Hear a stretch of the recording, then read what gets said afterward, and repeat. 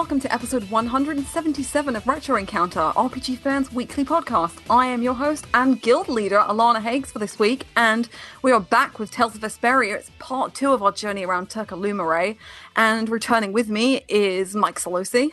I got demoted. I'm not the leader of Guild Retro Encounter anymore. You know. I usurped you for a week, that's all. Oh, okay. Well, I'll just make sure to cook many delicious crepes for you. Oh, that's probably the best pick out of all the recipes. That's true. I like the curry as well. In this game, they make crepes with banana and kiwi, and that's very intriguing to me. Yeah, right? You do strawberry and kiwi, but banana and kiwi sounds good. Yeah, I'm not the biggest fan of kiwi, but bananas are great. I would order that out of curiosity. Me too. Yeah. My cooking skills are above Flynn's, but I don't know exactly how high they go. Oh my god, there is a patty side quest that you can get by mastering 3 abilities and cooking 600 times. 600 times? Yeah. Yeah. And the battle book, you actually have to use a stupid bespectacle thing on everyone. Yeah, it's pretty crazy. Yeah, it is pretty crazy. But yeah, anyway, as you can hear, also returning is Steph Sybydlo. Of Fortune's Market. Haha. Yeah, I just thought that on the spot. You'd fit with Kaufman. Kaufman's cool though, so that's a good guild to. I could use some more Kaufman in this game. Right. Just give me a line of side quests or something, Kaufman. You're all right. I know, right? You get to bodyguard for her as part of story stuff, and then you don't get any side quests. She builds a whole town in a day. Yeah, she gives you a boat. She builds a town in a whole day. Yeah, as someone who approves building permits for a living, that is impossible. Orneon is a marvel of construction and engineering. Yeah, in the snow as well, in the snowy areas. Oh, anyway, so last episode we left off at the end after the Don had died, and we kind of blasted through a lot in those last couple of minutes. I know, right? Straight in with the spoilers. Straight in with the new town that they build at the end of the game as well. But kind of just to go over things that happened, because we're jumping in at Mount Temsa, which is where Judith has run off to. Prior to the Don dying, I don't know how much we covered this, and I think I want to cover Judy as a character, because this is kind of like the culmination of her character arc. She destroys a Blastier on your ship after leaving Nordopolica for the second time, and then she runs off. So after going to the Leviathan's Claws hideout and it's watching the Don die, you go to save her. And Judy is a really interesting character, because this is where the kind of environmental side of Vesperia starts to creep out, and it starts to hint towards where the plot is going to go in the third half of the story. Yeah, because the three story arcs are basically save the town, save the girls, save the world, and they start introducing the elements of the future arcs in each arc, and you start learning about Estelle's power in the first arc, but really she's the second arc, and you start learning about the Blastia issues and the Entelekea conflict in the second arc. They really 180. It's your really power saves. Oh no, it really does not. Stop. Please stop. It's but we can use your power to maybe save the world by re-engineering it. And of course. But now we have to play a Guitar Hero minigame. Oh god! And when we did this, that was something I had not remembered from the first time I played this game, and I was worried I would have to do it for every single spirit. Oh yeah, I'm pretty sure someone will correct me. I'm pretty sure they added that in for Definitive Edition. Okay, maybe they did. I didn't. Okay, they probably did, but I remember playing. It's I don't remember this. Do I have to do this a bunch of times? Yeah. Is that because this game came out right in the middle of the Guitar Hero Rock Band craze? Oh god, it really did, didn't it? Yeah, it did. Because I think when people started getting tired of buying plastic instruments around 2011, 2012, I want to say, but the latter half of the 2000s, they were enormous. Oh god, I worked at EB Games around that time. People wanted to trade them in for $1. God, yeah. I bet. People got sick of them and wanted to trade them in. I bet they did. Mine are sitting in the basement next to my furnace, where they surely won't burn. Oh god. Maybe it'll be in vogue again one day as a cool retro thing. Maybe, yeah, the Labo, you could build something with that, probably. You can do the piano. I know that bars and game places will just do keep them connected, because they do get play. But I think the regular consumer's willingness to buy a new set every 2 years is gone. It'll be a while before they try to bring back that technology. I agree. Back to Vesperia. Right. Yeah. I'm trying to think of like a leeway in, but I don't think I can because Judy is not musically apt. So I don't know. She might be. Maybe she is. She's a very graceful person. Maybe she's involved in dance. Maybe she is. Yeah, she likes gambling, so I'm sure there's other things involved. She's the third best shouter in the game, as far as we know.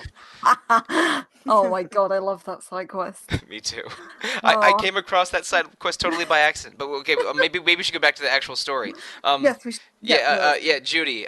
She's involved in the environmental arc. Yeah, she is. So the idea is that she's been going around destroying the Blastia, and throughout the game you've been coming across these Blastia that have strange formulas on them. It turns out these are called Hermes Blastia, and they are a particularly powerful type that it consume more air than most other Blastia. And initially when they were created, I think the creator, who was called Hermes, believed that they wouldn't, and then they did the complete opposite. So he tried to get rid of his research. And so she's on that mission to do that. And then the party get really angry at her because she didn't tell them, and I feel kind of bad for her. But like her problems could be just settled if we talk things through. Pretty much. But it's also part of Judith's personality not to talk. She sort of goes with the flow and doesn't really tell people things unless she thinks it's important, and she's is more inclined just to not tell people, which is frustrating because she was, antagonizing the party for a little while, but then she decided to join with them when her and Yuri were captured together, and the party accepted her kind of suddenly. Very suddenly. It's a recurring theme. You fight pretty good. I think it would behoove both of us to keep it up. Yeah, I admired how easily her and Yuri get along together, and also when Yuri was going out to straight up murder someone in an act of vigilantism, he would always go out and take a walk, and Judith had the same attitude whenever she was going out to destroy Blastia, and whenever she just kind of walks off. Yeah, and whenever you have one of those stupid annoying sequences where you have to locate every party member in a certain town after you all separate. Yeah. She's always at the exit. Yeah, she's always at the exit. You have to try and leave to find her. It took me, the first time that happened, I think it was at one of the Capuas, and in the first half of the game, and it took me 20 minutes to find her because I didn't think of trying to leave the town. Yeah, the first time I was like, where the hell? Second time I was like, oh wait, is she? And by the third time I was like, okay, I know where she is. I'm going out first. Yep. Precisely. Yeah, she's mysterious for sure. But yeah, I think her and Yuri are cut from the same cloth. They're very much loners, very much do their own thing, and very much get their own problems sorted on their own. So yeah, I get it. But she's been troubled by the hunting blades at the top of Mount Temza, and I think I said this last episode. I hate the hunting blades, apart from Nan. Nan is adorable, but their kind of tenacity with monsters, and especially in this case, Bowel, who is evolving to become an Entelekea, they're trying to kill him, and Judy's not very totally happy. Pokemon. It is, right? It's with friendship. Very instant. Until a chameleon evolved into Entelekeazard. There you go. Sure. I do love the mode of transport, though, that you actually call him to kind of pick up your boat. I know. How do they tie the ropes around him? This is weird, because I think this is the third Japanese RPG where I've flown around in a flying whale in the past 12 months. But Ba'ul he's a cool flying whale, but he evolves from a sort of a medium-sized dragon to an enormous flying whale in a way that I don't understand anatomically, but Entelekea are cool. He's huge. He can't swim either. There's a whole cutscene about a flying whale that hates water. Exactly. Judy's like, he'll just sink, and I'm like, no. Floating jellyfish in the sky. If he just sinks in water, how is he flying so easily? If anything, he should be able to float better than dive. But whatever. Yeah, whatever. Bowel is a cool Entelekea and very adorable, and has lots of little idiosyncrasies and insecurities throughout the game, which I always think are really cute. There's a really cute discussion during Part 3. Like the whole cast seems to have their own insecurities. Yeah, it carries through with everybody pretty evenly. But after that kind of brief diversion, we jump into two kind of things. So we go off to see Pharaoh, who finally, after taking the guild job 15 hours ago, we go and talk to him, and he tells Estelle what her powers mean and everything, and then they go off to the magical city of Miorzo through Egathor Forest. But there's a bit of a diversion in the definitive edition. So Patty starts to get a little bit of the limelight shone on her. Right. we go to... She doesn't join permanently in the game until part way through Act 2, right? Yeah, just after the Sands of Kagor, pretty much. Right, yeah, around the desert area stuff, right. Yeah. So people have been thrown around the Black Coat Massacre and the name Ifrid and the fact that she is Ifrid's granddaughter. So you end up in this cave. I can't remember what it's called, Renswell Hollow or something like that. There's too many R hollows in this game. But yeah, then you like that place. Yeah, it's gorgeous, isn't it? This game does flower. Yeah.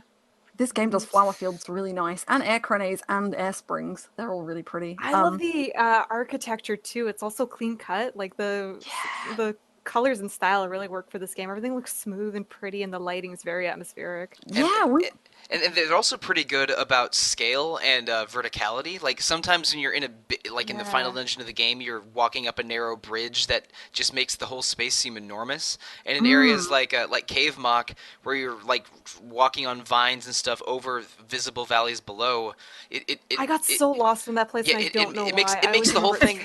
Yeah, it makes the place feel large and winding and dense at the same time, even though the pathways are pretty limited. It's good environment design in general, and I don't think any of the dungeons feel horribly long except when they chain them together, but we'll get to that.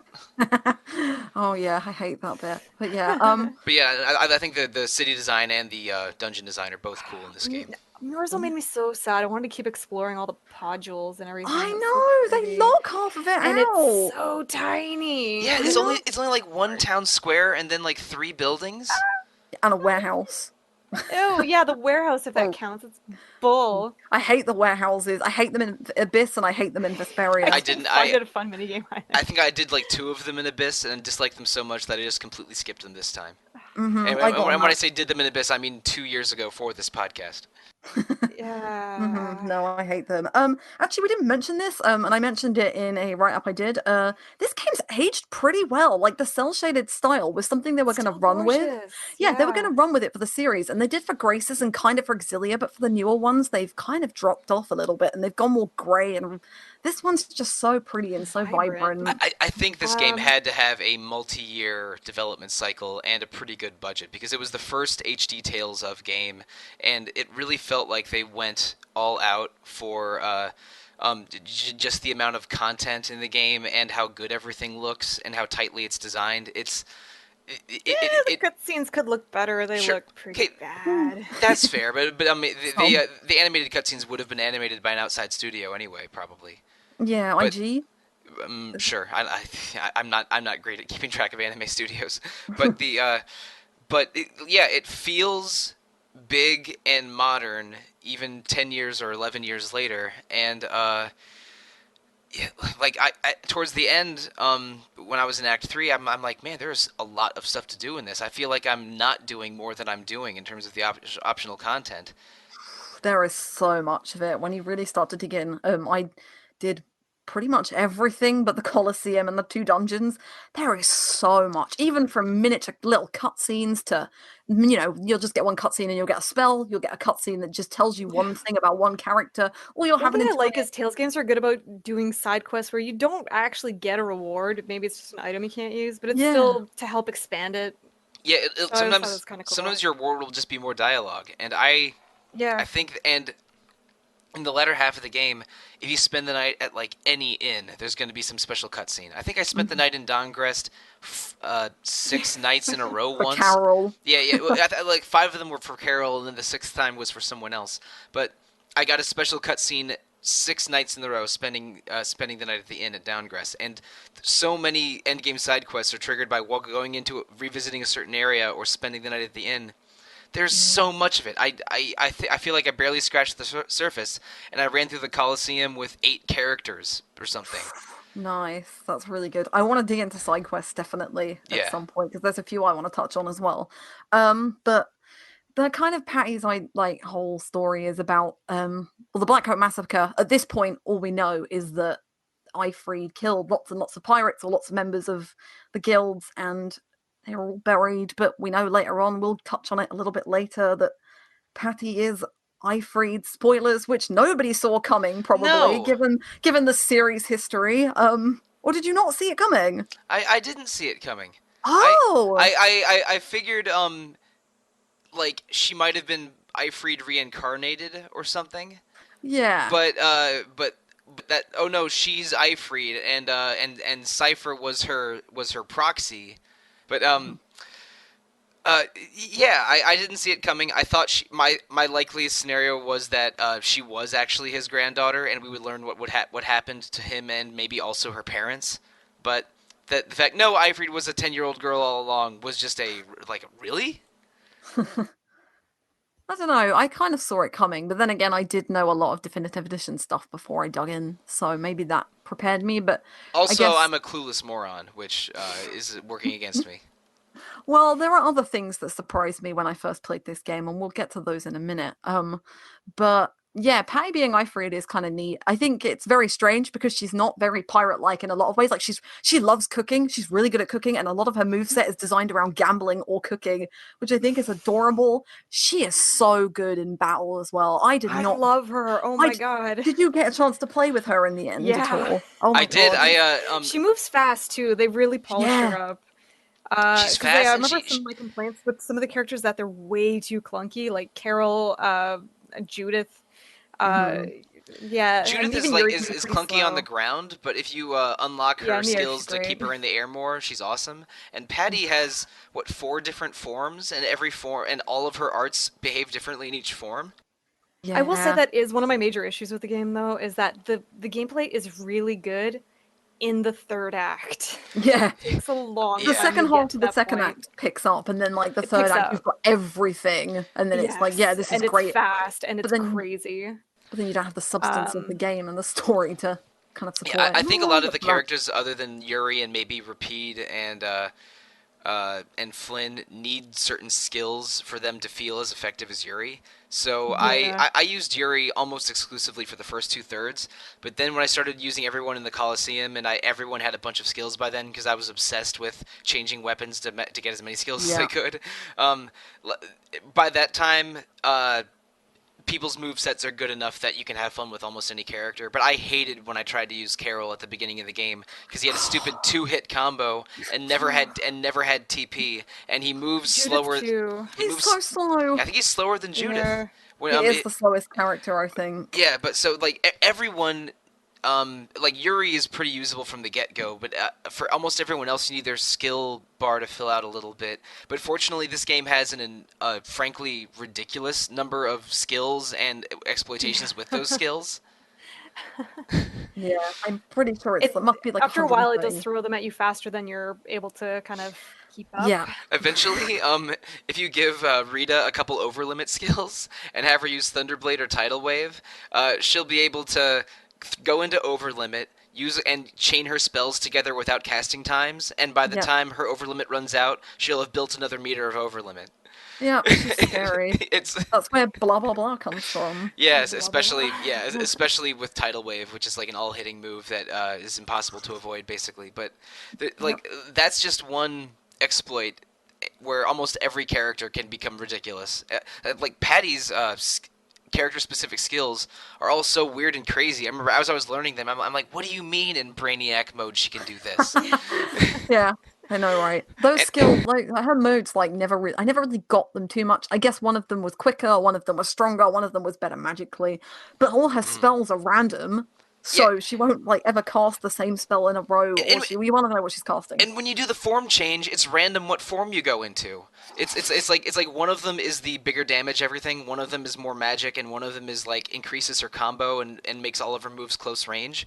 So it's basically like range, melee, and then the super version that doesn't appear as often. But it's you do that move and it's like, okay, I guess I'm a mage now, and I do that for about 30 seconds until her gun stops shooting red sparks anymore, and it was a little confusing using her, but the deliberate randomness and actual real power I think make her pretty fun. But yeah, she has some super good moves and healing and TP healing. She has random TP healing. It is random, but when it happens, it's like 200 TP, and I'm like, that's great. You can stay forever, basically.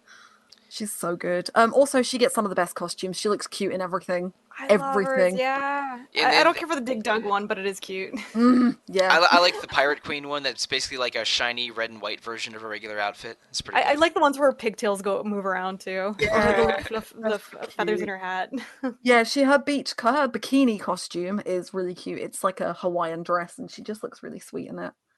But... Oh, that's right. There's 2 sets of bathing sort of outfits, right? They got like their spa yeah, ones they've got their... swimsuits and hot springs outfits. How do you get those ones? Do you get them in game, or are they all DLC? No, so the swimsuit ones you have to get in the final act of the game. You have to do a side quest down by Jormungand, and you talk to a butler, and you go and get like rare items for him. And you get 1 set of male and 1 set of female. So there's 2 parts to it. It's pretty easy.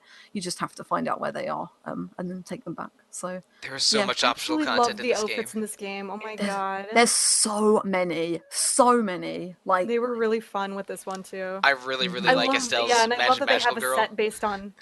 Yeah, yeah. And I do love how they have a set based on like the Ultimate Armor pictures. Yeah, those always look cool. Like a lot of the equipment looks really cool, so it's great that they actually show it off for once. And everyone has at least 2 cameo outfits, plus including a full Tales of the Abyss set. Yeah, I love that one. Yeah, I do like Repeat's JoJo one. That's pretty great. Yeah. Of all the characters, I want to call it that now. Yeah. Yeah, of all the ones you could put in them. Towards the end, you can do the play scene on Namco Bandai Isle. I did that. Yeah, and the costume Yuri gets from that is a Demon Lord costume that actually looks super cool, and I had him in that for the rest of the game. Yeah, too much chest for me, but. Well, I cover the chest with a little green Magatama, which helps. Okay. Yeah. Mm-hmm. You got to accessorize over his stuffed chest. Animals on repeat as well. Sorry, stuffed people. Yeah, there's a If you find all of them, you can unlock the one that's every single stuffed animal on him. Yeah, I got so many people asking me that. Like, how did you do that? Well, if you get all 9 of them, or all 8 of them, then you stick them on. It's great. Oh, there's a lady in Dawngrest actually. She sells you costume sets, kind of like how you can bunch up 3 of them. Yeah, I think you just talked to her a bunch of times. Yeah, it's the more titles you find, the more costumes and accessories she gives you. I think. Okay. And it's the definitive edition of this game gives you a bunch out of the box. And in the previous episode, Alana, you told me how to unlock those items because I hadn't figured it out when I'm playing through the first half. So really, all of my costume and accessory experimentation, or the huge majority of it, was in the second half of playing this. But they give you a ton already, and then there's a bunch more to unlock, and then there's probably $100 of DLC. There's free DLC to just have everyone learn every recipe, which I sort of wish I had done because I did so much freaking cooking in this game. Maybe I could have done less. But it's useful. It is useful. Yeah, the cooking is powerful in this game. Yeah, it's really, really good. So after is powerful in real life. True. Also true. We'll go to Eggerthal Forest. We go through Eggerthal Forest because we get this magic, I think it's a flute or something that Judith has to use to get to Myorzo. It's a bell, thank you. Ring a bell! Oh, no, it's too obvious. But then we go to Myorzo after finding out that we struck a deal with Tort, I think his name is, who's one of the Critia, who says, no, you need to clear the holy land of Eggerthal Forest away from all Was of the that night. added as well, I think, to this one? I think the cutscene was added. I don't remember. I think I remember having a discussion with a Critian, and he gives you the bell, maybe, because you don't go to the hollow. But yeah, it wasn't voiced in the original, for definite. They added a lot of little things like that. It's actually kind of interesting. Like a few scenes, they kind of just changed the camera angle to be a little bit more dynamic. But like, there's a lot of little change in the game. Yeah, you don't. I think most of them were probably from the 360 to PS3 version, and we're just getting a better looking version of that. But it's been long enough that I definitely don't notice all these small changes, but it seems like there's a ton, because I've like when I was checking guides to find side quests later on, there was forum chatter was full of no, it's this way now, no, there's an extra scene now. It's like, oh man, they just added a ton for this thing. This is a really good package.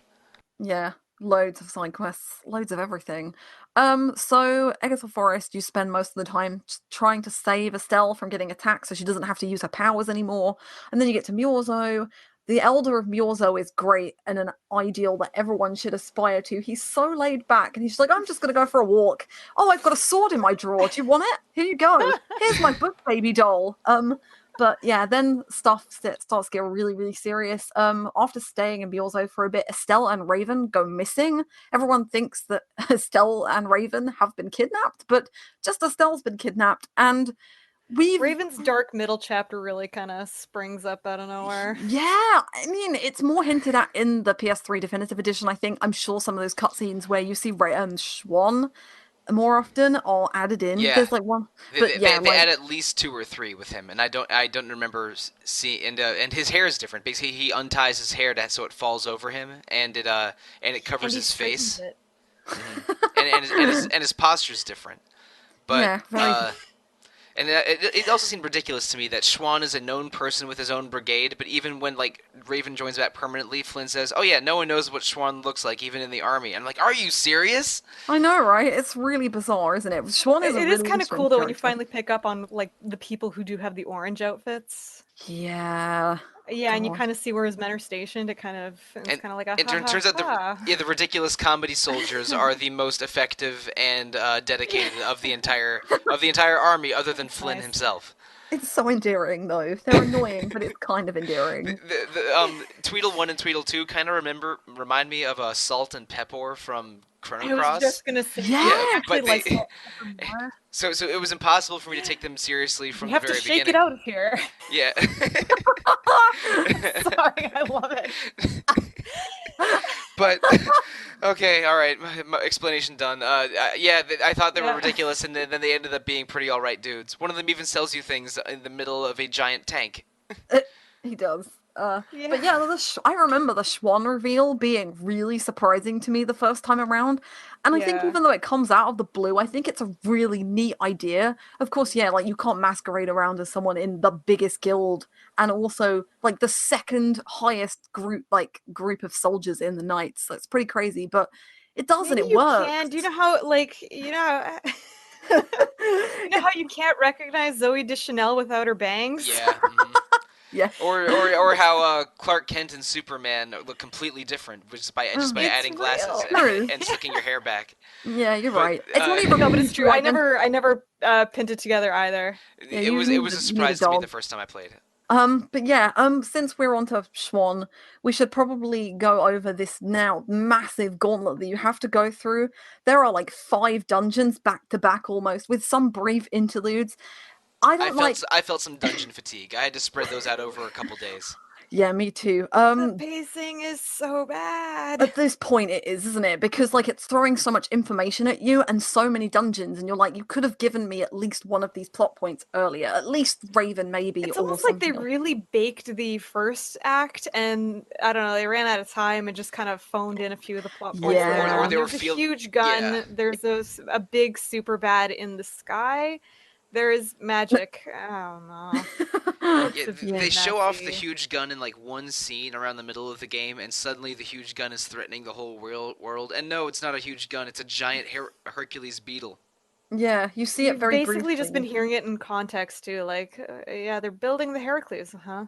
Oh yeah, okay. they use there it. It is. They use it at the beginning of Act 2, don't they? When Pharaoh turns up at Dawngrest. Yep. That's the first time you see it. You get that moment in Dawngrest, and then you it becomes a dungeon near the end of Act 2, but other than those 2 instances, you barely hear about the Heracles at all. Yeah, I hate Bactian. I have horrible memories of getting lost in Bactian. It is really boring, really bland. It's like 40 rooms that look exactly the same, and if you're doing every side quest in the game, you have to go back there twice. So it's great. Really? I hate it. It's so boring, but it's really good training. They do give you a map for it, and I don't think I mentioned this in the previous episode. I realized I was playing a video game from 2008 and not 2018 because I'm used to having maps and mini maps for everything. Yeah. And going back to this game from 2008, I only get a world map. I don't get a town map or quest icons or dungeon maps ever. But then you do get one. Oh god, this game could have used a side quest tracker. Holy crap. Yeah, massively. You do get a mini map for the amount of backtracking for that. You are literally crossing continents just to go talk to a guy on a bridge. I'm like, the guild quest at the end, which is one of the ones where you have to go into Bactian again for. Is like 8 steps, and all of them involve globe trotting all over the place with Baul. Yeah, I did that, and it's a nightmare. I And hate all you doing really stuff get like is that. a pretty good weapon for Rita that I didn't use the entire game except for the final boss because I was too busy leveling up skills and other weapons. Yeah, pretty much. Yeah, that's exactly where I was with it. So yeah, Bactian is boring. There is an Entelekea there that you see for like all of 2 seconds before it dies, and we seem to have skipped over the fact that Alexei is now the villain because that is exactly what the game does. It just says like, here we go. Alexei could have been a really good villain, I think, but he has no time to like set himself in. Like he's all of a sudden literally like, shown for 2 cutscenes before that, I think. yeah, You see him exactly. so little. I think it's easy to confuse Alexei with Duke. Like And you could Right? probably think they were the same character if you yeah, missed like one Duke cutscene, and aren't really good at telling, you know, characters apart if they have the same hair color. two white-haired You know dudes. what? They But you must do be see him evil. twice. Like once at the beginning of the game when he lets out Raven, and it's like, wow, what's he doing here? And then at Allure, where it's basically the same thing happens, like, wow, he's so cool. And then the next one he's already evil. I know, right? It's Heliord, not Halure, but right? Oh, Yeah, sorry, it's in yeah. Helios Yeah, when you sorry. captured after Kerbokrim. Yeah, Yeah, yeah. it's Um, it comes out of nowhere that the conspiracy that is threatening the whole world comes from maybe the most powerful group in the world, the leader of the Imperial Knights. yeah, it's a nice mirror to part one though, because at least like part one had a guild leader as the villain. Now you've got the knight leader as the villain. But yeah, he's just so underbaked. Showing that like both systems are corrupt, and Yeah, the one sort of great person in either one, Don Whitehorse is the one that has to die, of course. yeah, Yeah. exactly. But yeah, like he's just so underutilized, and I think we'll touch on it a little bit more as we move on through the dungeons. So Bactian, he's captured Estelle, he's using her powers and is basically using it against the party. Yuri also gets Dane Nomos, which is the sword which Duke has been carried around for the whole game, but it's also like it's the symbol for succession for the royal family, and it gives Yuri the ability to do mystic arts, which is always really cool. And then you run off and you go to what's it called, Heracles, which is the big tank fortress, which is Zaggy shows up. Dungeon number 2 in our Act 2 gauntlet that I was nobody gonna say, yeah, we likes. should talk villains. I don't think we did that much last time. No, so let's want to talk So about Zagi a little bit anyway, because what the hell is Zagi and why is he they so never explain it, annoying? do Okay, they? I think, I think I figured it out. I yeah, I think think I Zagi know was something. probably hired by someone in the Blood Alliance, or maybe the or maybe Leviathan's Claw Yes, to get rid of Flynn because they saw Flynn as a threat to the to what they were planning with the weapon smuggling and the Blastia smuggling. I'm But pretty sure it was both, yeah. yeah, but then Zagi fights Yuri instead of Flynn and decides that Yuri is his battle soulmate or something, and And he ignores is what straight up insane, right? Like, Yeah. ignores what he was hired to do and just spends the rest of the game trying to kill Yuri because he is a crazy person. Yeah, he like poisons himself in the fight on the Heracles just to get like, I don't know, just to give himself a disadvantage or give him more powers or something. He's absolutely insane, but he's so annoying. Like you fight him 5 times, I think, and it's just, I don't know, every time he gets easier as well, which is like the one yeah. bugbear. Like he's so easy in Tarkaron at the end of the game. I'm just like, oh, okay. Yeah. But yeah, he's Yeah, just you got your full arsenal. It's just one enemy and it doesn't matter enough. yeah. But The after you beat him in Tarkaron, you get a pretty good skit where they psychoanalyze him a little bit, and they basically yeah. come to the conclusion that he thought Yuri was his soulmate, and what he really needed was a rival or a friend. But Yuri has Flynn for that, and Zagi didn't have anyone. So he became obsessed with Yuri Lowell instead, which is you know like not bad. It made me think a little bit better of Zagi reading that skit, but yeah. he's not. I mean, is he ever really challenging? Like all the He's kind of a villains, they're chump just recurring not villain. fleshed out. Yeah, Yeah. Bulbos only shows up in like 2 cutscenes. You have Yeah. the only one who does show up more is Duke, but even then it's only if you do a side quest where he turns up more. And I even don't then, get his deal ever. Like no. he's really complicated to nail Yeah, down. I don't No. know what he's affiliated with. Like, was he a knight? Was he He just an ultimate warrior? All we know was that he his best It's like an friend. extreme anti-villain Disney princess. Yeah, pretty much. his best friend was an Entelekea. He was the hero of the Entelekea War 10 years ago, but the Knights covered that up. And then, when his Entelekea friend was killed by the Knights in an act of betrayal, he decided to just go full villain and decide Yeah. that the humans didn't deserve to live on the world. But Well, there were but where does he come from? yeah, nobody explains that. There were a group of Enterlocaea that fought on the side of the humans, and that was the side that he fought on. So, yeah, that is about as much as I ever get out of him. But yeah, Duke is literally Like, just even the this side wandering. quest is really bare bones. Like, it does Yeah, not really get into the meat of it. You just kind of have Yeah. very dry conversations with him, then it kind of fleshes him a little bit just makes him more enigmatic and more. I out. don't know. Sure, yeah. He has a sexy voice, and I'm okay with it. So you know. Fair enough. No, I mean, I kind of like Duke, but I want to. Yeah, I don't know. I think replaying it recently has made me go like, well, do you know what? You just kind of decide you're evil and you decide you're going to kill everybody just so you can save the world. There's like 2 Enterlocaea left at this point now. Like, please. But yeah. So dungeon number 3 on our list. After trying to get, so you go to Heracles thinking Alexei's there. He's not there, and then you fly towards Zaphius.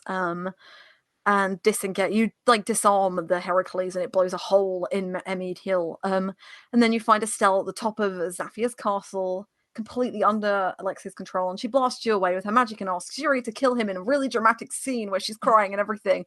And then you go across this icy place called the Blade Drifts of Zofair. I think this place is probably not the best. It's okay, but like it's pretty easy to get through.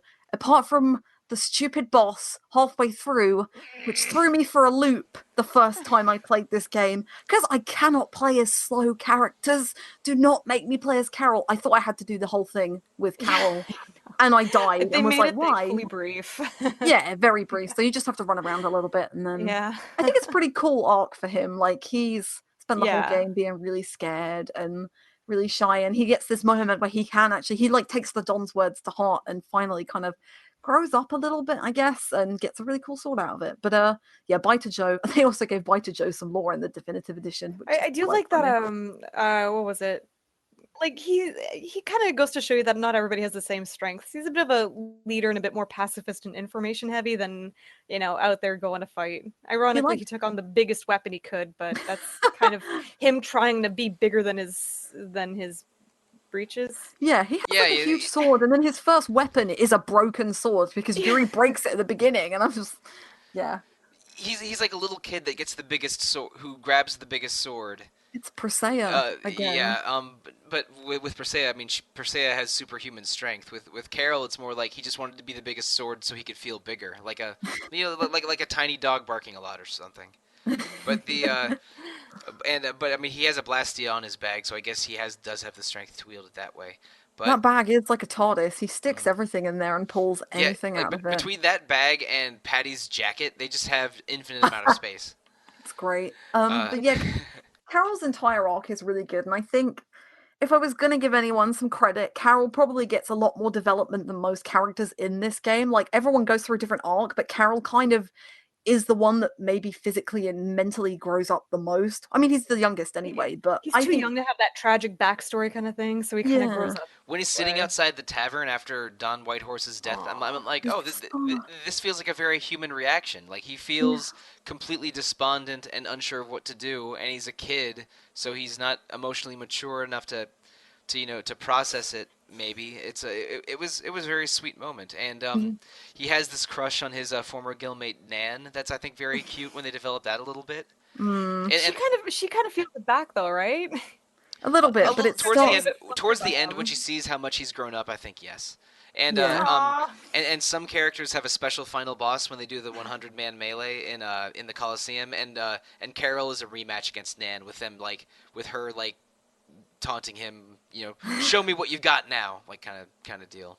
Yeah, it's sweet, and also the skill that she teaches him, that's like a dive bomb where his sword or axe or hammer gets stuck in the ground afterwards. Yeah, it's actually one of his best space arts. It's really good. It is really, really good. Yeah, I really like Carol. I think he's not a popular character, but I think he gets a little bit too much flack from people because I think I would actively dislike him for part of the first half of the game, and once he's more usable with more skills and he gets some character development, I like him more in the second half. But I mean, the people I love in this game are most of the cast besides Carol. He's still near the bottom for me, I'm afraid. No, that's fair for me as well. But I think he's really sweet, and he just gets a really, really nice arc through the game. But The, yeah, so the character who I think gets the clearest arc might be Rita, yeah, because she gets she's yeah. a total sociopath at the beginning of the game who cares about nothing besides Blastia. But she learns empathy and friendship, and she becomes a bit of a one of those tsundere people, like, no, I don't actually care about you guys kind of characters. But she really takes a turn. Uh, that I think is very positive, and especially if you watch a lot of skits, her personality changes in a way that I think feels mostly earned. It's not too sudden or too blatant, Yeah. but No, it's it's it's really good. good. I think she has a good arc. She doesn't stop hitting Carol though, ever. Or Raven. Or Raven. That's fine on the ladder. No, I agree. So moving on from Zephyr, we're on dungeon number 4, Zaude. These 3 dungeons all begin with Z, which is really unusual. Wait, no, Zafiya, dungeon Zafiya. four, dungeon four is Zaphias. Dungeon Sorry. 5 is Zaude. This is Yeah. way too confusing. Oh, the only see, I way, told you. the only reason I know is because I'm looking at a list right now. I've got it written in front of me as well. I just read it wrong. I'm just too Zofir, many Zs. Zaphias, Zaude. They're not playing fair at all. No, It's not your exactly. fault. Zaphias is ugh. Like, I know a lot of people dropped off at this point, including Rob Fenner, who brought it up on the favorite Tales of episode a couple of weeks ago. This place is annoying if you don't know what to do and just get a walkthrough to do it, because It was I can't be super bothered. annoying. I figured out the puzzle, but I couldn't find one of the frickin' shrines. Yeah, It was just it running was a home pain. that moon I imagery. love the interior design though. Yeah, It's so pretty. I love the castle design. It's gorgeous. The symmetrical middle part of the castle looks beautiful, but I could do without the hallways and the different floors. I got a little lost. Dungeons in this game are not very good. No. They're just not very I good. think the dungeons look good. They just don't navigate great. Yeah, I mean, we should probably explain. Zaphias at this point is under a barrier caused by Estelle and is completely overrun with monsters because of the air coming out of Estelle. So you go through the castle, up, you solve all the puzzles, and then you have to fight Estelle twice, once with a party and once solo with Yuri. And this fight is really hard. Oh my god, you could die so easily on it if you're not The Estelle one? The Estelle one. I died. Yeah. Oh no, I just destruction fielded it. All right. Yeah, I if you don't I have your used blast. guard a lot. I did very little free running and a lot of guarding for the one-on-one fights like this. Yeah, And I love, the obligatory anime fight where I know you're in there somewhere. Your mother's memento. The fight in this block that really messed with me was the Zofir fight. Yeah. Even after you get your party members back, the damn thing is always either in the air or under the ice or and just messing with you. But that is a bit of a pain to secret mission as well. yeah. I thought the Those Estelle- things the are Estelle not fight was designed normal. equal. Oh my god. No. Ugh. The worst boss fight in this whole game is still the stupid wolf. That's like the Yeah. third boss of the game. We have a secret mission coming up that Alana hates though. So let's Oh go. yeah, okay. Okay. But that secret mission is more for the specificity and not about the difficulty of the boss fight. Although, yeah, I'm not going to go on about that. But anyway, after Zaphias is Zaude. Zaude. Ooh, you a whole party now? 9 Yeah. people. And Alana, I mean, it's one classic dungeon gimmick to have have it fill and drain with water, but the best version of that is clearly the first dungeon in Skies of Arcadia. Am I right? I hate that dungeon. I do too. Oh my god, what a terrible way to start a great game. Yes, Zaude reminded me of the Skies of Arcadia dungeon, neither of which I Oh really wait, liked. are you talking about Mount Kazai, or are you talking about the Shrine Island where you The just shrine, have to find it? the shrine Oh, island at okay. the beginning of the game. I don't mind Shrine Island. That's a fine dungeon. I'm Yeah. thinking about Mount Kazai, which is like halfway through the game, which Yeah, I hate. in the under the blue moon, right? Yeah. No, I like Oh, Shrine yeah. Island. Okay. Yeah. I was looking No, I confused hated at the first. mining facility one. The worst. No, I hate Oh. that one too. Anyway. I don't want to get angry Okay, about my favorite game. we'll save this for a future episode. Dungeons please. we hate. Yeah. Ooh. Zaude. Zaude isn't a bad dungeon actually. I don't mind it. There's a couple of finicky things that you have to do. I hated the putting the columns in exactly the right place to float up thing. It took Yeah. it took me a little too long to figure that out. Fair enough. No, I don't mind it too much. It's not like the worst war dungeon ever, but Yeah, I mean, it's also not too long, but it does feel kind of final, and it does the whole Baton thing, like, oh no, this is the final dungeon. No, wait, no, it's not. But yeah, I would very say the early. dungeons really don't overstay their welcome. Yeah, They're apart quick. from None of them are too long. The problem right apart. now They're a is that little there's 5 obnoxious, in a but they're row. quick. Mm, Yeah. yeah, Tarkaron is too long. I will say the final It's a dungeon. final dungeon, and it's a big long final dungeon. I give that one a Oh, pass just because where it is in the game, but it's also the only dungeon like that. yeah, true. You're right. But yeah, partway through Zaude, you have to fight Jaeger, who suddenly turns up again. He does turn up at Heracles as well. He like shoots Zoggy out the window with his huge bayonet, sword, crossbow, I gun never really thing. understood Jaeger's deal in the end either that much.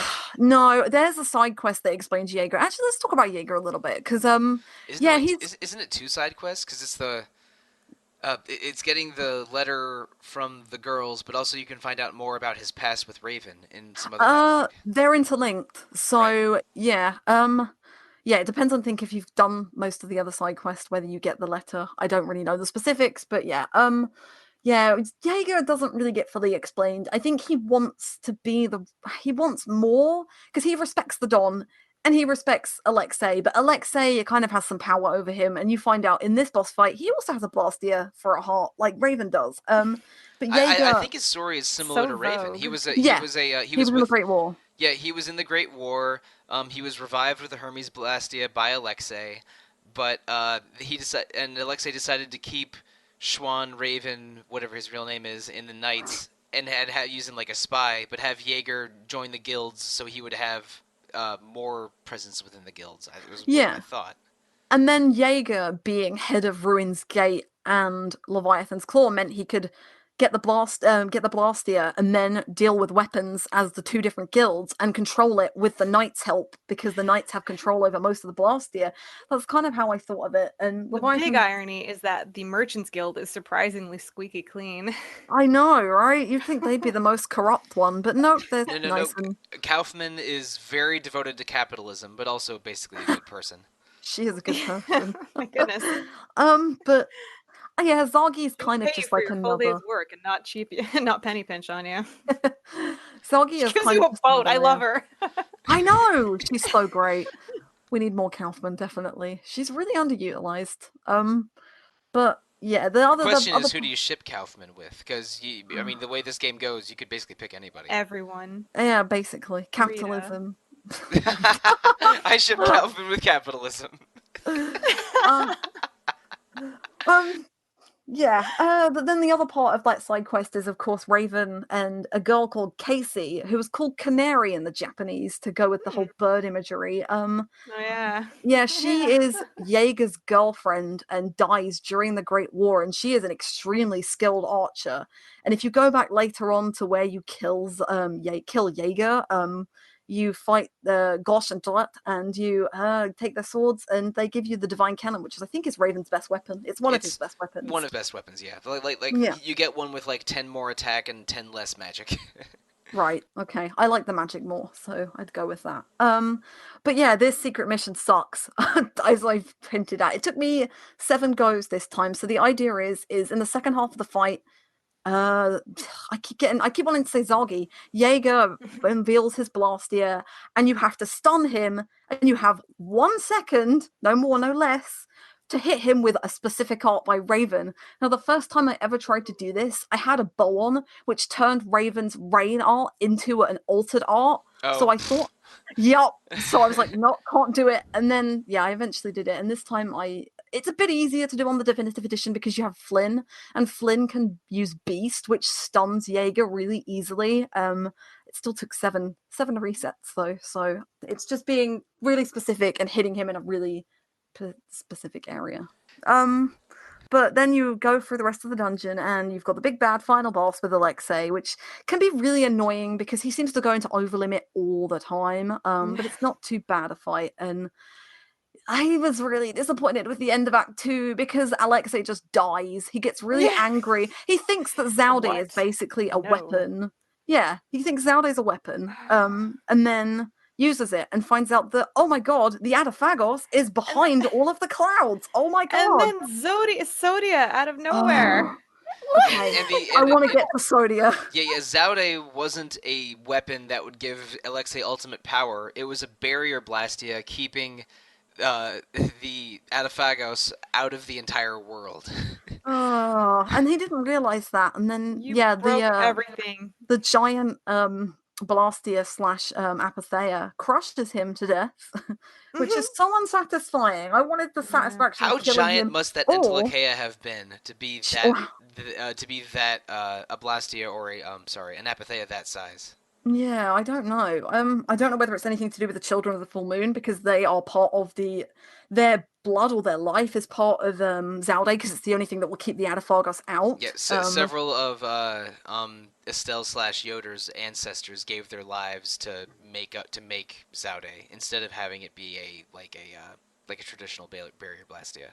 But yeah, I don't know how big that Entelecheia would be. It might have just been lots and combined. Who knows? But Sure. yeah, Sodia, Sodia comes along and stabs Yuri, and that's the end of Act Two. Sodia really gets on my nerves, and I thought She's I so get her obsessed with deal, the but idea. She's so obsessed with the idea that Yuri is a bad influence to Flynn that yeah, she's like she ironically. yeah, she's like the worst stage mom in the world or something. she's terrible. I remember hating her playing this the first time, but like I thought maybe it was an age thing. Like, oh, I hate her. She's really pretentious. No, she's No, really horrible. She's a it's a dreadful. good idea what her deal is, but it's not done well enough. But she's another character that gets away kind of scot-free. Like, Yeah. Yuri doesn't want to tell anyone about it. And it's like, I would. Like, she stabbed me. Like, why would you just let her get away with it? But yeah, Sodia's kind of, it's really extreme because, yeah, she hates Yuri, but like, this sudden like hate that I would kill him comes kind of out of nowhere. She just turns up and is like, It's "Nope, as, you're it, dead." she cares more about the law than doing good, and she Yeah, also has an incredibly high opinion of Flynn and thinks that Yuri is like Flynn is this great paragon of good and like the best knight ever, and Yuri is sort of dragging him to the dark side a little bit too much for her liking, and this she becomes obsessed with her hatred of Yuri. Sorry to interrupt. No, that's fine. I was just going to say at this point, Flynn is now commandant or acting commandant, which is pretty cool. So he is a pretty good knight. And But yeah, Flynn keeps getting promoted, and he is doing good. But we mentioned this in the first episode. But Yuri keeps declining credit and sort of allowing Flynn to take all the shine for it, even though Flynn would love nothing better than to have Yuri beside them and have them, raise their hands and triumph together. But So, question: do you yeah, think Flynn joining up at the end kind of defeats that arc in a way? I don't think it if defeats it. I think it's like finally we get to finally work together permanently. For me, it was satisfying.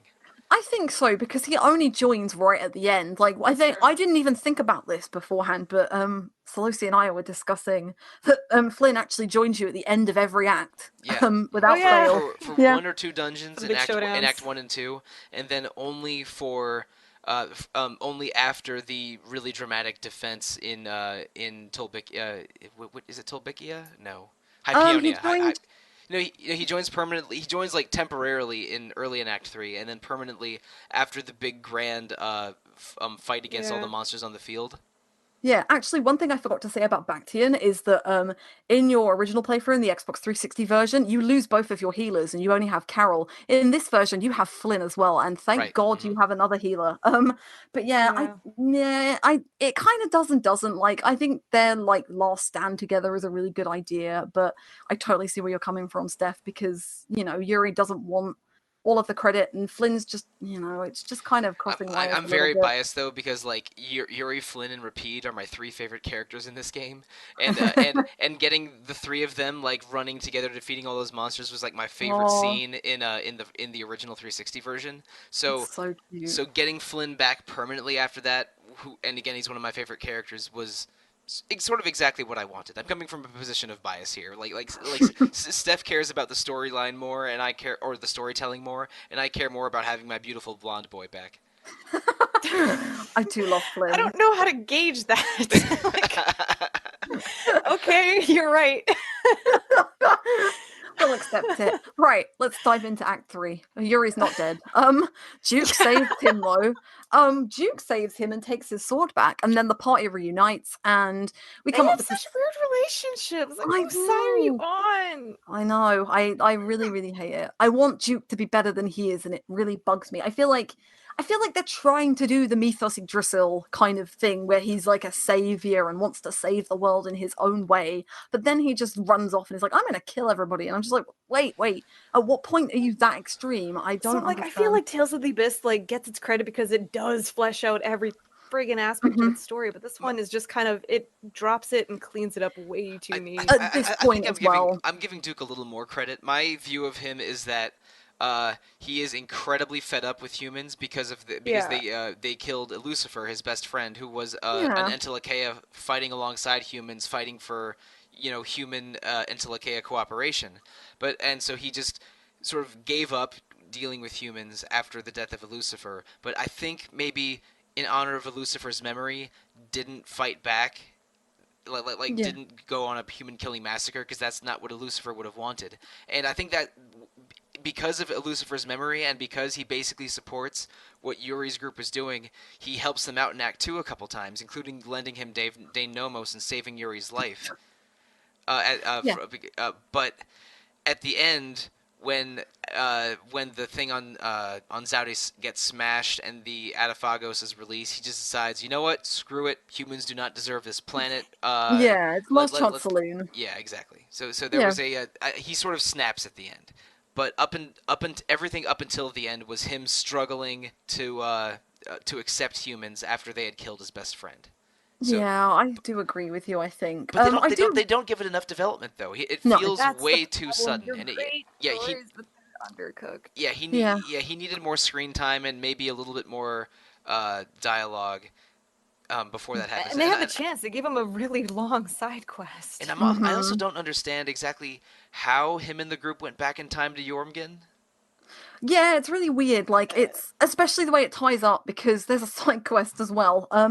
But Jormungand is like an illusion created by Pharaoh 1,000 years ago. But if you take the box, so you take the box from the Atherum to the past, it shows up in the actual real future.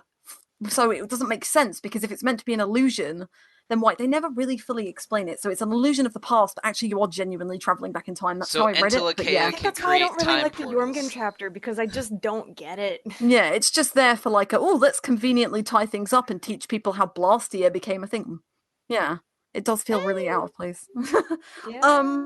But yeah, Act 3 is where things kind of tie up too conveniently at times, and I don't have as many issues with Act 3 as much as I thought I did, but there is so much of it that feels out of place compared to the rest of the game, even though you are getting hints dropped throughout the second half. So like, you've got the Hermes blast here, you've got things like, I don't know, the air, like Estelle using too much air. We can reverse engineer Estelle's powers to turn Apatheia into spirits, and it does the Tales of Legendia thing where there's a weird made-up magic system that's just sort of... I was going to say, wait, how do you do that? I don't know, you just kind of jimmy it up a bit.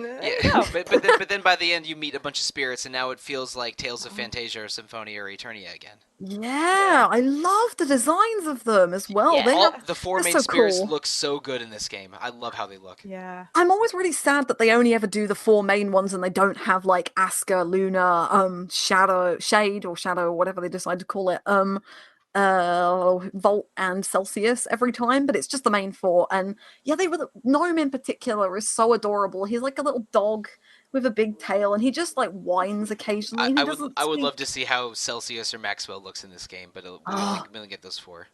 But yeah, they have really cool designs, and I think they're so underused. Like, why would you stick one of the not staples, but like one of the big things in the series to like maybe like 5 hours, 10 hours if you're going to do lots more stuff?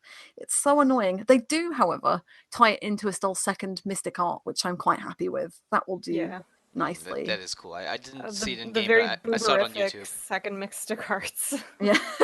They're so ridiculous, the requirements. I mean, as per tradition, you have to... Estelle's is one of the easier ones to do. You have to do like all of her burst arts 20 times, which is fairly easy to do, but it's a pain. And then you have to hold down 2 buttons. But Rita's got an easy-ish one to do if you do her Coliseum fight. You have to cast, you have to learn Thunderblade, which is an altered art, cast Thunderblade 200 times, which is annoying because you only have to use it 50 times to learn it, and then you have to use Thunderblade on Douse in the Coliseum. Yeah, who's like fight my number God. 175 or something in the 200-man melee. And then she learns Indignation, which kills Douse instantly, which is a cool reference. It is. But yeah, I do love the spirits. I just wish that they were utilized a little bit better.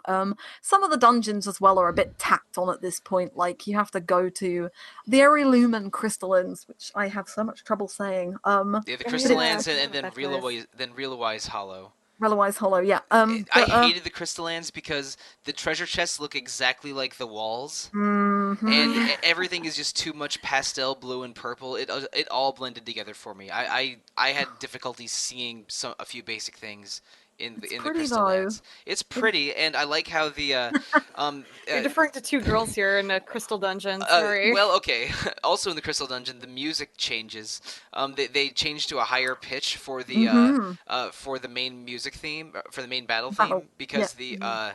because Oh, yeah, the I think they crystals. wanted to like reflect around the crystalline walls or something. I I remember the also first like time that happened, I didn't know what was happening. I was like, why? I was yeah like a dumb girl. they It's they, just like, cha- they changed the key of the battle theme for the Yeah. part 3, but then they changed it even more and make it higher pitched for the crystal lands. Yeah.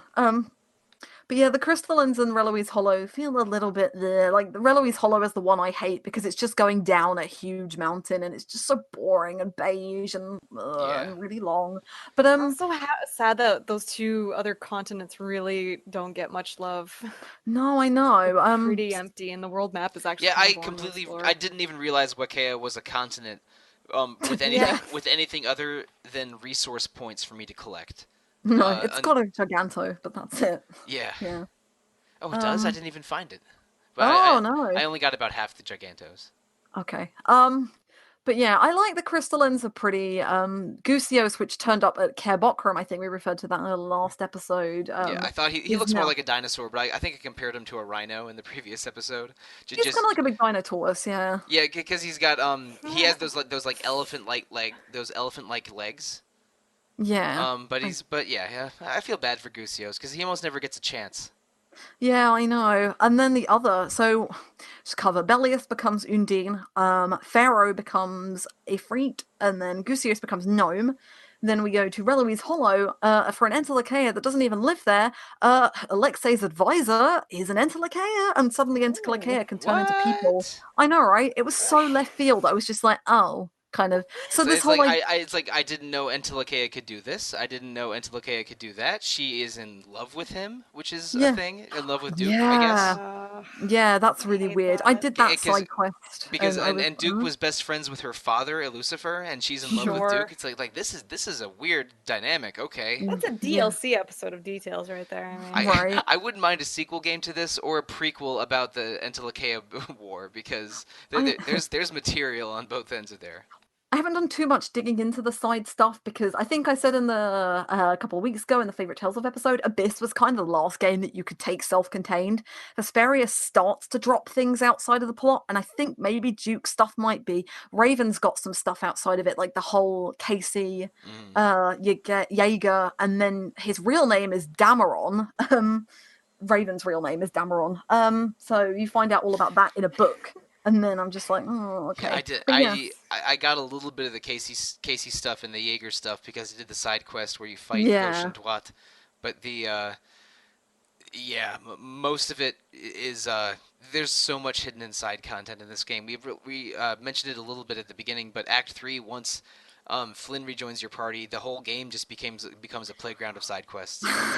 like, and to be fair, like, I mean, I'm harsh on it because I want more. Yeah, I You love know, so I like, I love some definitely of the don't side like the quests. story as much as I used to, But but I think just some 'cause of I these want more. side quests are just impossible without a guide. Like how Yeah. on earth do you know to use Thunderblade 200 times to unlock Indignation unless someone tells you or you find out somehow? They are like NES, SNES levels of insane, like specific requirements. The cooking sometimes. system where you have to have one character master every recipe to go into that empty cooking battle arena in Dongress that's Never- been there since the beginning. That like Never done it. Oh my God! Who on earth would ever No, do that? I Like, would never. Never done it. okay, now we're gonna get Twitter responses by people that have done that. But Oh yeah. Same with the monster book stuff. Like you have to actually individually spectacle everything. There's a few skills I think they added to help that, but it's still pretty demanding. Yeah, you can't do it on one playthrough either, I don't think. I think you have to do it on a repeat because I think one of the side dungeons is only accessible on the second playthrough, or there are certain enemies that you can only pick up on the second playthrough. So yeah, it's a bit fiddly, definitely. Oh. Yeah, I do really like some of them though. Like one of the specific ones you were referring to is infamous Bryanak, which is Judy's yeah, best weapon. Mm. the Oh my Brannock quest and the god. BC Rod quest, I was locked out of extremely early because I didn't realize how much backtracking and how specific their I missed windows the were. Lucifer Grave one, which again is another one that like you go back right to the place you came in to activate it. Yeah, there's so many specific windows. Like Bryanak in particular, if you literally do one side quest out of order, you've Yeah. screwed out for the whole thing. And like there was a specific guide I was using, and it said Some of them before, lock out right away. yeah, And like for listeners that don't know, Brianak is one of Judith's best weapons, and the Blue Of Crystal course. Rod is one of Estelle's best weapons. And yeah, it's extremely easy to miss either of them. it's ridiculous. Yeah, I used a walkthrough. Yeah. I'm not ashamed to say that. Dark Enforcer's quite easy to miss as well, which is one of Yuri's costumes. If you miss a step, then you're screwed for the rest of the game. What one quest that I did do that's extremely easy, but also just weirdly specific. If you go through all of Tarkaron up to the very final staircase, but don't go and meet Duke, and instead go back and backtrack out, and then go back to the lower quarter. Then Hanks will talk to Flynn and Yuri and talk about how nice they are, and then give him Yeah. Yuri's best sword in the whole game, Oh, the Claim Solace. yeah. But there's no way of knowing that, uh, unless you wait till the post game. Except I found a guide for like stuff to do in Tarkaron. Oh, here's Yuri's best weapon. Go. Like what on earth? Like Mhm. there's no way to do this naturally, and no breadcrumbs or signposting to it, or at least that I saw.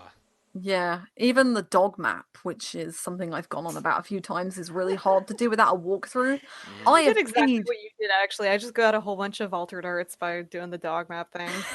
So It's yeah, it's a good it's the way to best way spend to do time. because you have I think I to. permanently unlocked maybe 3 altered arts the entire game. And I got them all, Yeah, apart from all the bonus ones There's that you so get through the many. Oh Coliseum. my there god. are There so are a many. few, there are. I think every character has 8 at least, and then you've got Yuri has 10 or 11. Yeah. But yeah, I really like the altered arts. I think I didn't because It's a good system. I just wish that there was too many. again more signposting and maybe things were a little easier to synth because I don't know. There's just so Yeah. much synthing and so many skills You and have to remember without. to buy like 3 of each weapon for some people as well, Hmm. like Carol, Raven, Rapide, Patty. You have to pick up Some of the so many. usefulness of skills is really dubious Yeah, too. God, Hmm. I don't know who the worst culprit is, but the synth system's not bad. I like the skill and synth system in general. It's just there's so many skills and so much synthing you have to do if you want to get most of one person's skills. It's Yeah, it's never ending the whole game, and like I wish that some material gathering and synthing was a little easier.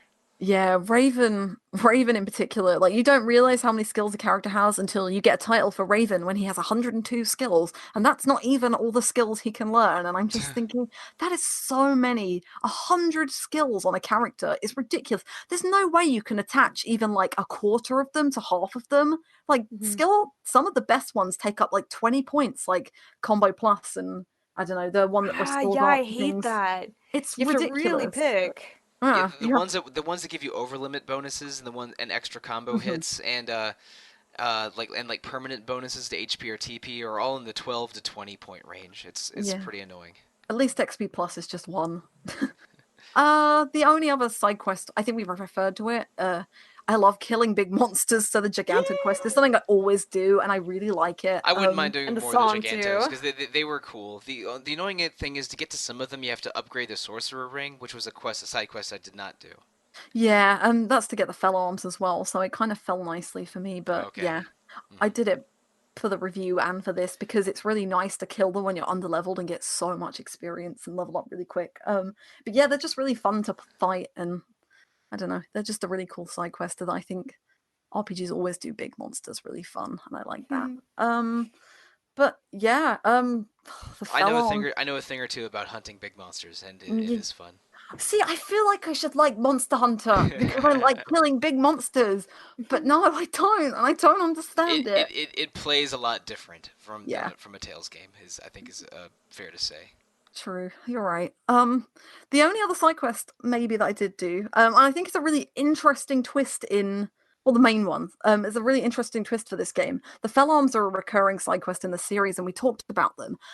They're really different in Vesperia. A little bit annoying in the definitive edition and the PS3 because Patty and Flynn's are locked behind an additional dungeon. But if you get all 7 Fell Arms in the Xbox 360 version, you don't unlock a secret boss. You unlock a third phase to the final boss, which is really cool and quite hard to do. And I really like that twist. I think it's really different, and I think it's not Duke. It's like another Interlakea in this version, possibly. But I really like that, and Yeah, they're not too it's hard some to get. kind of super Intellicaea that is attached to Tarkaron or something. I don't know the whole thing. I checked part of a video on YouTube. I didn't come close to unlocking it myself. Yeah, he's like a god of the Interlakea, I think. But yeah, they lock it out of this version because you have to do the second additional dungeon for Patty and Flynn's the Fell Arms, which is the Necropolis of Nostalgia. But I've never done either of them. I've never done the Labyrinth of Memories or the Necropolis. So I don't really know what they're like, or I don't really know how much harder it is in this version. But I know the Necropolis is 13 floors long and has 2 bosses on every floor, I think. So it's quite hard. Typical Yikes. Tales. Yeah. The Labyrinth of Memories has a cool end boss though. Has a cameo boss which appears in the Coliseum, and it's Kratos from Tales of Symphonia. So that's pretty Yeah, the neat. Coliseum 4 cameo battles are Douse from Fantasia, Chazelle from Eternia, Kratos from Symphonia, and uh, um, Barbatos from Destiny 2. Yeah, Barbados from Destiny 2, and that is a pretty good 4 choices. I think those are Yeah, cool major villains from 4 older games. I like that. They Yeah, tend to go for heroes. Is this the first one where they've really gone for villains? I yeah, think it might be. yeah, and I think it's a cool choice. It's like you have like, all right, yeah, Douse and Chazelle and Kratos, absolutely. Hmm. I like that. And I love Douse seeing was a Chazelle again. cameo boss in Eternia as well. Yeah. But but I don't think Chazelle has ever shown up in other than Vesperia and Eternia, right? I don't think so. I've never actually seen her 3D model, so I'm going to go and have a look at it afterwards. Really. Yeah. Yeah, I think that's a really good one. Especially Eternia's edition, because that game doesn't get a lot of love inside stuff or I'm anything. so And sad about it's that. so good. It's It's so amazing. good. But yeah, there's It's a so really many good side PS4 quests. RPG. It made our top 4. It did. Um, Yeah. yeah, so many side quests. I realize we've briefly skipped over. We're coming to the end anyway. But we briefly skipped over Orneon, which we also said at the beginning was a marvel of construction, but it really is, and it kind of becomes the last stronghold. So I wish we they had could, introduced Orneon earlier because I love city Mhm. building side and city upgrading side Yeah. quests. Right. There's Like like a whole one right there for you, like, and yeah, it's literally just 2 steps. it's the best parts or among the best parts of good RPGs like Ni no Kuni 2 and Suikoden 2 and Breath of Fire 2. A lot of Skies of twos with Arcadia. city building. But they completely backload it to the last couple hours of Vesperia. Like make it the whole second half of the game, and I will be in from day one. But yeah, this is where the famous tales. We've had loads of one-on-one fights in this game, more than normal. But we've got one That's true. famous one where Yuri and Flynn finally take up sword. You know, everything I feel is in this sword. They take swords up against each other. And in the And the- Coliseum, Yuri is Flynn's final boss, and Flynn is Yuri's final boss. Yes, I love I That's a that. do really like the way good they touch. bond though. Like It's a really they good do seem touch. like BFFs. The banter in that fight is so funny. They're just like, I'm going to kick your ass. No, I'm going to kick your ass. And it's like, it's just so good. And that fight is really fun. And it's not the best duel in the series. I think that's still probably Luke and Ash in Abyss. Ooh, yeah. But for the weight, but this one's more like a friendly, like, oh, you can't beat me in an argument, but you can beat me in a fight. And then you beat him. And it's like, oh, okay. No, you I can't. guess I can. But I think it's pretty symbolic, and that's the point where he joins you in the permanently in the definitive edition. And then you run off to Tarkon if you're not doing loads of side quests, or you can go and play poker for 20 hours like I Yep. did. Yep. Or you can go Yep.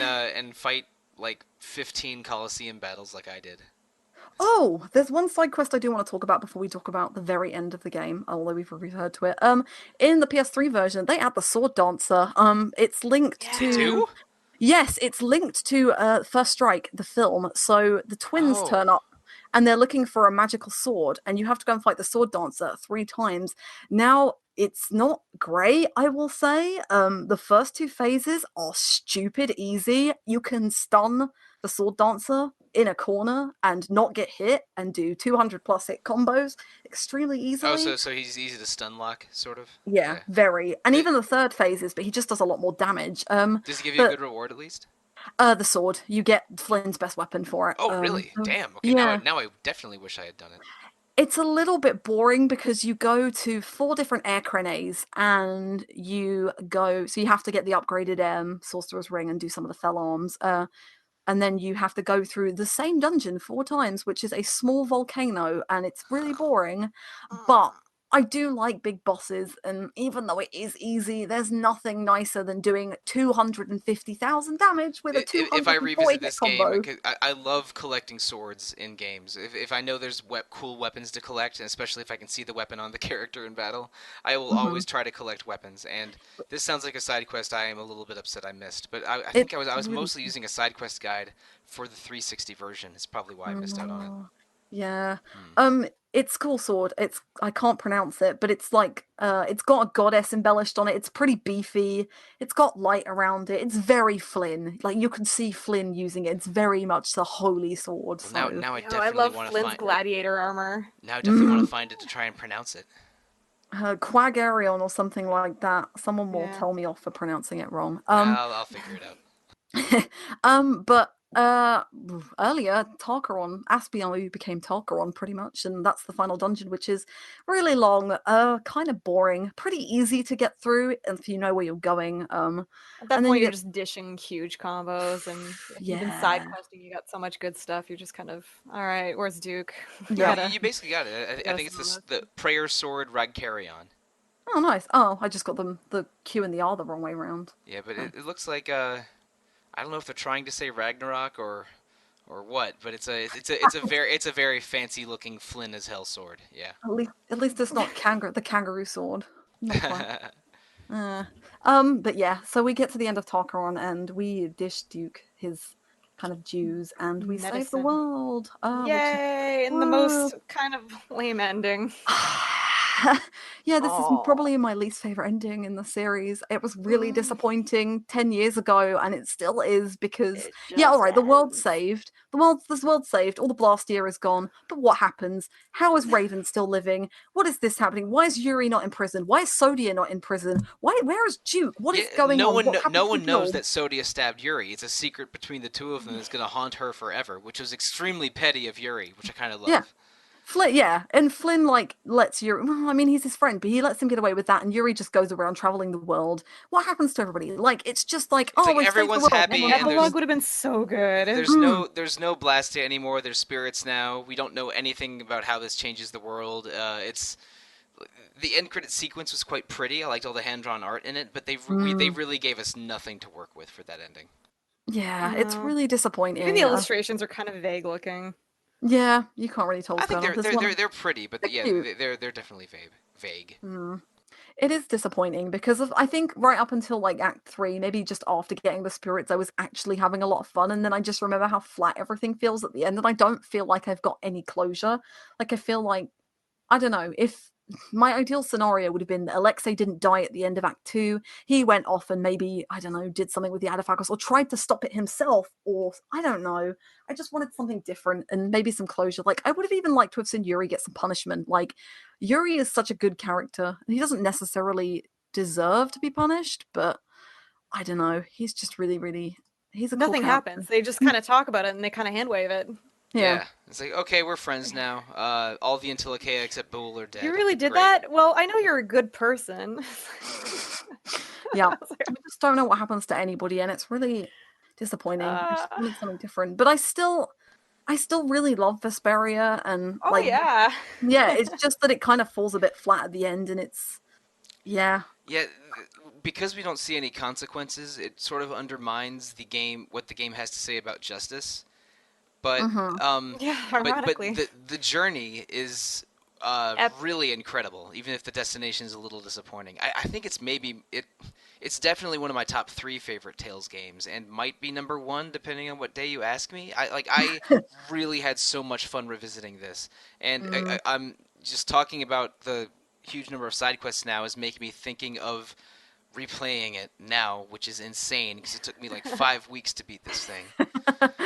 Well, I mean, you could do me. You could not do the brave. reverse. You could do the reverse of me and maybe beat it in 6 days after beating it in 5 weeks. So I didn't plug this very well, but I reviewed the game for RPG Fan, and I Mhm. beat it in 46 hours in 5.5 days. Wow, And that's pretty That's good. really then good. Holy it was crap. scary. I did nothing for 5 days, basically. I shut myself away and was like, "No, I've got work to do." Then I At went the end, back you're like, and I'm gonna go for a walk now. I went for a very long walk, definitely. But then I was worried about jumping back in because I decided to give myself the challenge of doing all the secret missions, all the side quests. I didn't do all the side quests because I actually stopped just before Tarkaron, so I did everything up until that point, and I did all of the secret missions up until that point. I did do the other 2 secret missions on my review playthrough, and I didn't burn out. Maybe towards the end a little bit, but like I genuinely had fun digging back into it twice, and I don't know, this is like the last really excellent Tales game to me. Even though I love Berseria, I I'd say totally the get. last, like, the most we'll agree on, Hmm. because I feel it gets kind of dicey with its audience after that. Yeah, like So, Berseria I love, but I recognize the issues people have with it, and I Mhm. think that it's definitely too heavy-handed in some areas and it's really bland in others, but like the environment Vesperia and a design. very much Actually, I so. did want to say that. I actually, Vesperia made me realize that I really, really miss fixed perspective. Because I think that Yeah. was one of the Oh problems yeah. with Berseria is that because it's just open field, they didn't have a good sense of level design, and it's just kind of fields. Yeah, yeah. Yeah. In Berseria, the spaces between towns I think do feel So large and interesting, boring. but the dungeons themselves really just It's just feel terrible hallways. in Berseria. The fixed perspective allows them to take a Allows them more to design the space and kind yeah of, Yeah. at least it's kind of set in one Agreed. angle so you can kind of take in the environment as yeah in the way they want it to be seen. And instead, Berseria is just like flat lands, Yeah. water, boat. but but That's Nearly it. every Tales game after. people would complain if there was a new big RPG made with fixed perspective and no dungeon maps and some of the things that Vesperia make it a game of its time, like I don't know. Like there could have been more modernizations that they did for the definitive edition, but like as is, I think it's a really excellent 2008 RPG and a really great Tales game. I don't know if it could have been improved much more, but it does make me miss a certain era of dungeon design Oh, and for world design. sure. Mm-hmm. Vesperia is really, really good and easily in my top 2 Tales of games. Like, well, top It 5, but was. top 2. It is in my top Like 2. Yeah. I definitely know what my top 3 Tales games are, and this is one of them. I just don't want to rank those 3. Oh, Abyss is When I was better for forced to me. rank them a few weeks ago for another podcast, I think I did put Vesperia number 1, but I was in the middle of playing it at the time and really enjoying Oh. it. But it is really good. Like It is. it is the essence, kind of the end of that kind of RPG era, and also like it's the essence of a Tales game. It's got tropey anime characters, but a really excellent runaway with tropes, but also subverting them, doing so well with them, making the story interesting at times. Like it's not the best story ever. Tales games never have really good stories, but these characters at least make you invested in some of the plot points and some of the action. And I just really love the world and There's so everything. much dialogue, and they give you and the dialogue creates so many opportunities for these really likable characters to interact. Yeah. Yeah. I'm Yeah, gonna be really absolutely. mean. I'm gonna be really mean and ask if people have a favorite because it's so hard. But Character? if yeah, Oof. Well, I'll go first. I love Yuri and Flynn's friendship and rivalry, and I even love their the way they understand each other despite mm, everything. yeah, and their motivations and the imagery that the game does. Like one is shining white and one is sort of Yeah. dark vigilante. They always have each other's back and always support each other. They're like The part where he breaks Flynn out of prison, I thought yeah. was oh, I really love cute that. and quaint. Yeah, So because they so kind of had an understanding this was how it was going to go down. yeah, they're And my 2 favorite characters. But if I'm forced to pick one, it's going to be Yuri because I think Mm. he's just a really good protagonist that. I Uh, loved Yuri confronting Flynn too. Like he goes right up to his face and says, "Look what you just did." mhm. Yeah, I and think. just I love them. guilted the heck out of him. And when they're running to defend the fledgling settlement that becomes Orneon later, with like them running side by side and Rapide running just ahead of them. So it's like I wanted the whole game to be that. Yeah. Love that. Yeah. Are we all agreed on Yuri pretty much? Oh, have we? Yeah, he's the best. Yeah. Estelle is oddly charming despite really like being super girly in a way. I don't know how to say that, but like she's so lovely and soft and nice. She And works she's very naive and cute, and I like her kind of geeking out about books. she works so opposite to Yuri, but it works so well. Like Flynn is Yeah. the opposite side of the coin to Yuri, but like Estelle is an entirely different coin, I guess, in that she is exactly what Yuri isn't in every single way. Like at least Yuri She and probably Flynn is gets along with Flynn better, but she kind of gets challenged by Yuri.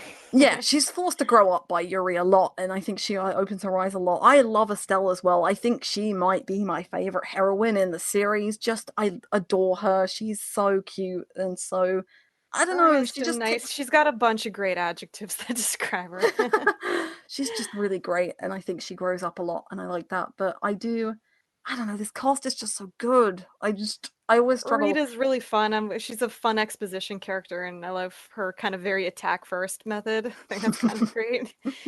Carol, I think, is just adorable. He's really trying to be big and grow up, and he's just not quite there, and it's I really played up for comedy. I really like Raven, I Rita. think I actually like the least. Rita might Raven. Rita might be my favorite outside of Yuri and Flynn. It's either her or Jade to be my favorite spellcaster in the whole series. Oh, Jade She's just wins, interesting. but Like yeah. she starts hard as nails, but I love how she like really softens her edges. Not enough. They're just kind of, more edgy. But she's more dynamic. Yeah, she definitely comes into her own and softens up a hell of a lot. She's gonna go to the castle and visit Estelle. Yay.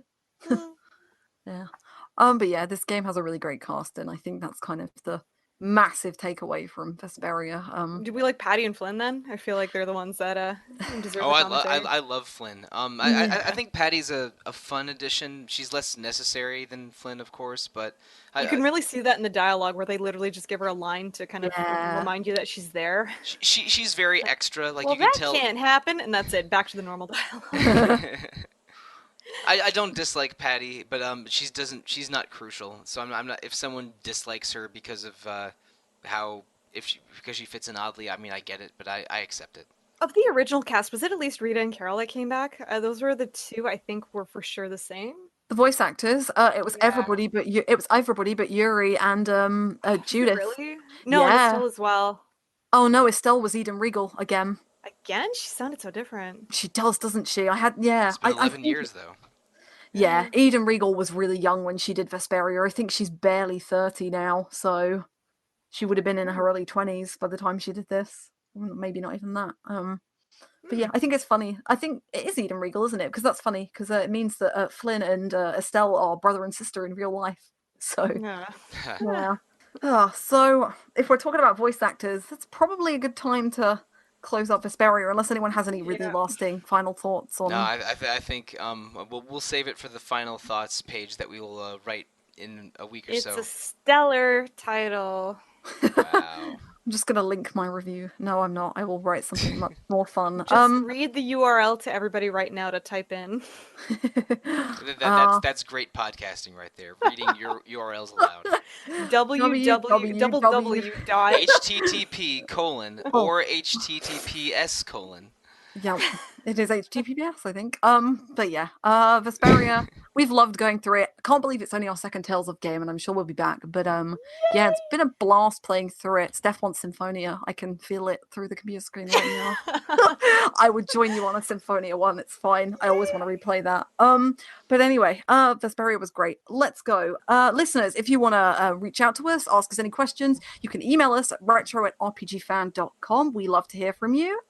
You can also come to our forums, which not very much used now, but you can still come We on. talk about it. Just go on Discord. Go on We have a Discord. link on our website. We do. I do. It feels like we trash the forums every episode. Maybe that's a little unfair. The forums. It's true. It is still still active, but I just think Discord is kind of the way to go moving forward. Oh yeah, You're more than welcome to join the forums, but it's a little bit quieter compared to our Discord. And if you want to be where it's happening, it's Discord. Very much. There are some Or people our who social media platforms. Yeah, I was getting there. I promise. But yeah, no. Discord. We do have a Discord which is pretty active, really well run. Please come and shout out to us. We also have Facebook, Twitter, Instagram. It's all there. We've got so many different avenues you can go down and contact us. We also have 2 different podcasts: Random Encounter, which is ongoing, hosted by new host Greg Delmage, and we have Rhythm Encounter, which is coming back at some point. Cannot tell you when. We are working on it, I promise. But most importantly, if you want to listen to us even more, come and please review us on iTunes, Google Play, wherever you listen. We love feedback. Please subscribe to us as well, because that means we get our name out there, and we love to hear more listeners come along to Retro Encounter, come along with ideas, email us with ideas, and just get involved with RPG Fan and the podcast in general. We really love that. So next week we're kind of extending Tales of Month a little bit. So we have an episode on the Wolf Team split. So that will be largely on Tales of Fantasia and Star Ocean and any of those games they got involved. So those early Tales of I'm Star sad Ocean I'm not games. part of that, but that sounds really cool. It'll be fun. It'll be a lot of really interesting discussion, I think, because those 2 games are really similar, and you can see the shared DNA between the 2 series. And yeah, even though it's technically in March, I think that's sort of our final cap off to Tales of Month.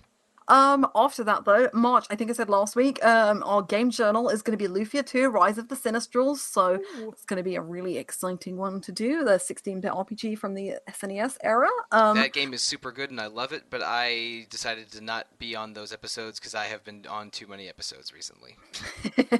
I haven't played it, and I'm also not on them. Then after that, we've got an episode on RPG jobs classes. That's going to be really fun. I can't believe we haven't done one. That's really surprising. Yeah, it was a very natural subject to come up, and I'm sort of amazed that it doesn't happen until year 5 of the podcast.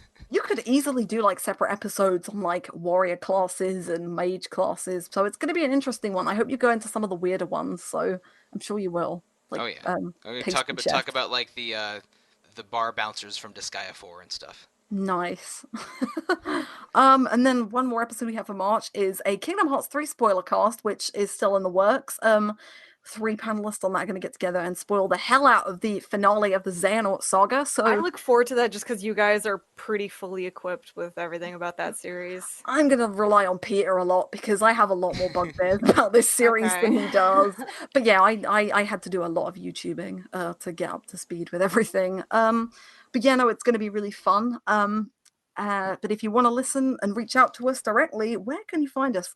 So Steph, where can we find you? You can find me usually on Twitter, but I'm on quite a few spaces. If you literally just type dice, like playing dice, DICE SMS on Google, you'll probably find me in a few spots. Mostly Twitter, mostly Tumblr, mostly whatever. Hey. And Mike, I draw pictures. You do draw such good pictures. You're 6,000 followers, which I remember from the Facebook. Yeah, we got 6,000 followers on Twitter. Please join our Twitter, RPG Fan. Yeah. I love the image you made for the 6,000 followers thing. I didn't realize I so sad it was so obscure. Yeah, I know. I didn't. Really? I realized it when it took me a little bit of staring at the image, but when I realized it, I was just dumbfounded. It was awesome. Thank you. So good. And Mike, where can we find you? Right, probably most easily on Twitter. I am at The Real Monsoon and also at Evoker for Dogs. I am Monsoon or Monsoon Mike on most places on the internet, so you can either search for my name or search for Monsoon and you will probably find me. Or you might find like a weather report about the rainy season in Asia or something. It's good to know about. Yeah. And listeners, if you want to reach out to me, the best place is also Twitter. I am at Alana Hagues. I'm on the RPG Fan Discord, so please come and join and at me at Diving Falcons. Or if you want to be really traditional and email me about anything I do or anything that the website does, you can email me at alanah@rpgfan.com. And with that, I hand back the reins of the Retro Encounter Guild to Mike. Very sheepishly, although I've had a blast hosting these episodes, and thank you both so much for joining me on this. It's been You're welcome. really fun. It was so much fun. Yeah. I want to It play was another so much Tales fun game. revisiting this game and then talking about it for hours and hours with people I love talking with. Quite. Oh, thank you very much, everyone, for listening. Good night. Good luck.